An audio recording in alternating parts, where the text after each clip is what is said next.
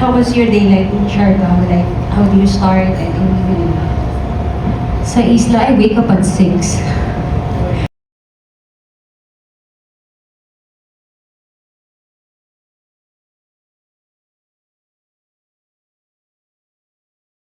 Six a.m. Kasi maaga, well, hindi naman na po kasi ako lumalabas pag gabi.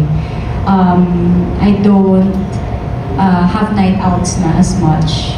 Minsan na lang, like dinners, gano'n. Pero maaga na rin kaming umuwi, so maaga natutulog. And then, normally 6 a.m. gym, or just, yung normal routine, would stretch, or just like meditate, be outside.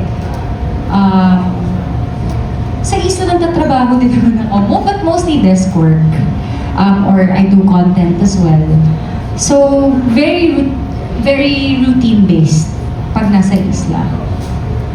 And for my second question, so can you take us back yung sa the first time that you visited Siargao? And ano yung pinaka-memorable moment mo? First time. Well, the very first time I visited Siargao was back in 2017.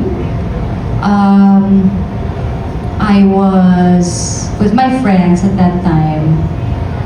And then, ang pinaka naalala ko doon, nung time na yun, really was the first time that, hindi ko naman siya first time mag-surf.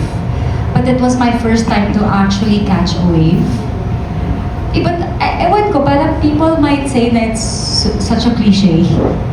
Pero iba kasi yung parang, yung mararamdaman mo pag nakakuha ka ng first mo na alon, ng maayos. And at that time, I was just learning lang naman to surf. So parang eto pala feeling pag nakakuha ka ng alon. So yun yung parang ko siya, parang achievement. It was such a big achievement for me. Thank you. Thank you. Thank you so much.